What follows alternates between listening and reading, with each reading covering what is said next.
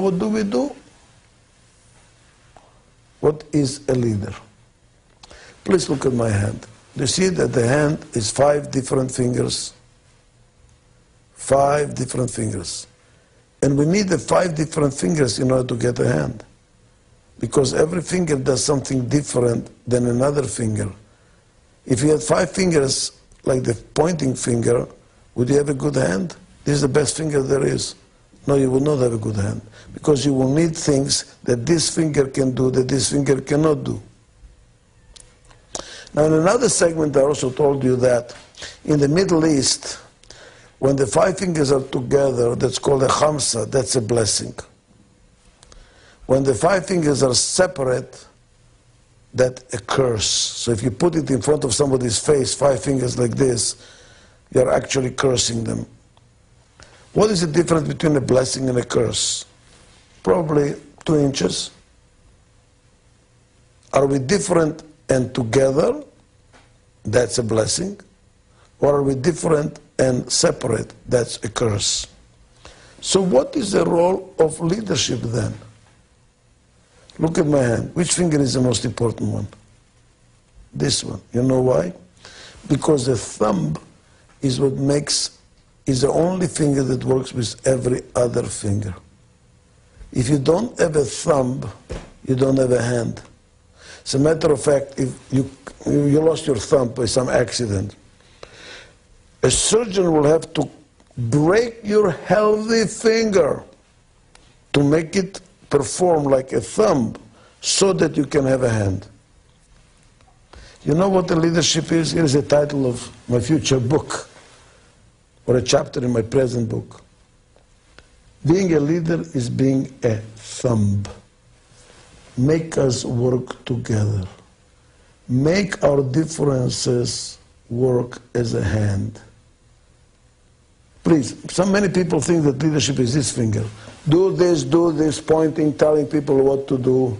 That's also leadership, no question about it. But it's only appropriate for a startup, by the way, or under tremendous time pressure or very risky situations. Somebody has to say, stop talking, time is too expensive, the cost of time is higher than the value of what we are getting out of it. Do something. Let's be approximately right rather than precisely wrong. That's okay, that's a leadership.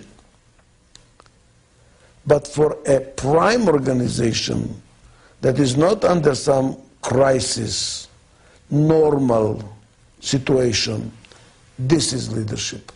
To get the different people to work together, to cross-pollinate, to enrich each other with their different points of view. It's like a group of people that are blind describing an elephant. Each one of them sees a piece or feels a piece. By communicating, they can see the total picture. And that's what we need in management. None of us is outstanding. None of us can do everything.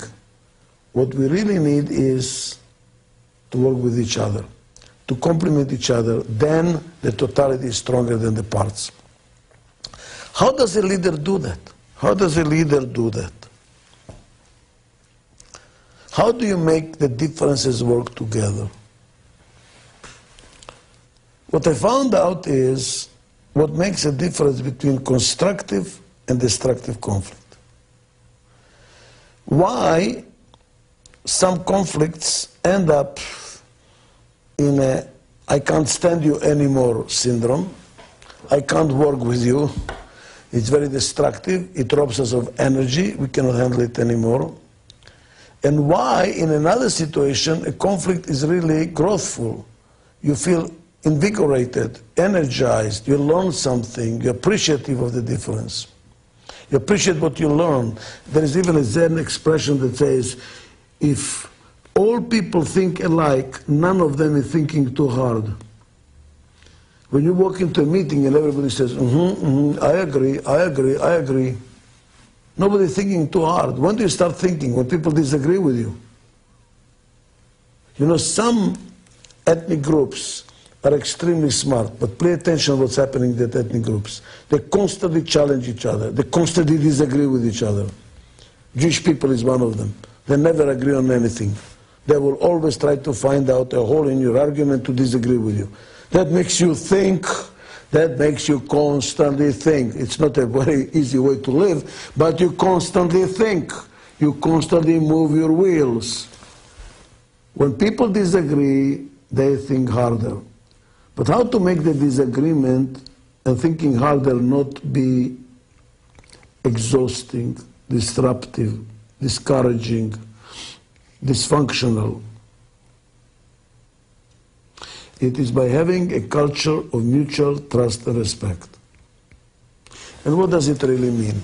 What does it mean, mutual respect? Let's start with mutual respect. It is not how nicely you speak and how you smile and listen and look the person in the eye.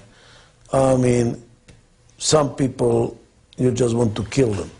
They speak very nicely, but you see the big teeth behind it. I mean, I've seen this in the faculty meetings when I was a professor.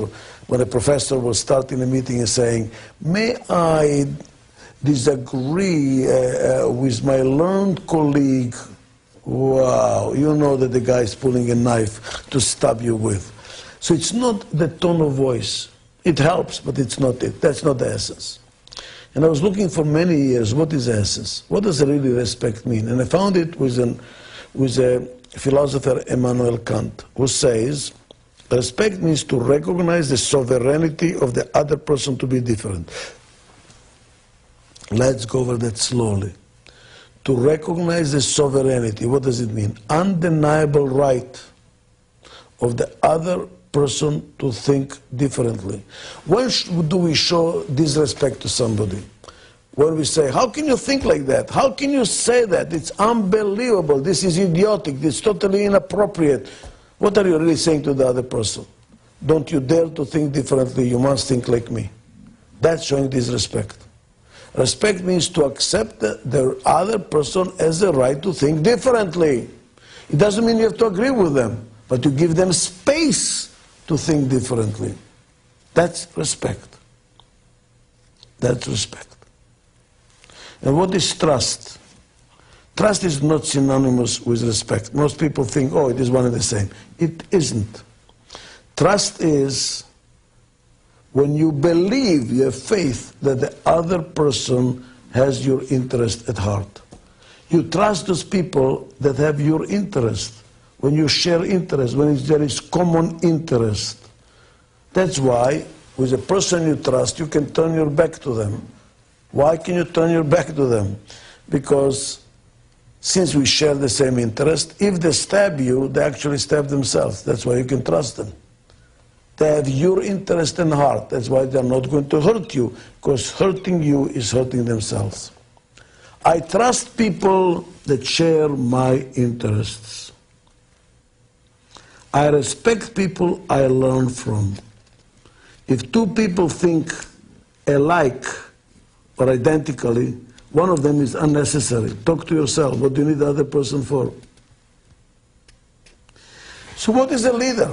A leader has to make the different fingers work together, like a hand. A leader has to make differences work synergistically. So we kind of enrich each other with our differences. We learn from each other. How does he do that? That is the role that the leader has to perform. And how does he or she do it? By creating and nurturing a culture of mutual trust and respect. That's how you raise your children too. The children are different. How do you make a family out of different styles? You and your spouse are different. The children are different. This can be a mess, can it not be? How do you make a family out of it? There must be mutual trust and respect. We must respect our differences, and we must share the common interest as a family. And the same thing is true for a company. And may I suggest to you the same thing is true for a country. If you are a prime minister, that's the most important thing you have to work on. How to create a culture in your country where mutual trust and respect dominates. Because when the trust and respect is gone, that's when the dysfunctionality, the conflicts are enormous, and the country gets stymied or even disappears as a country. Thank you very much.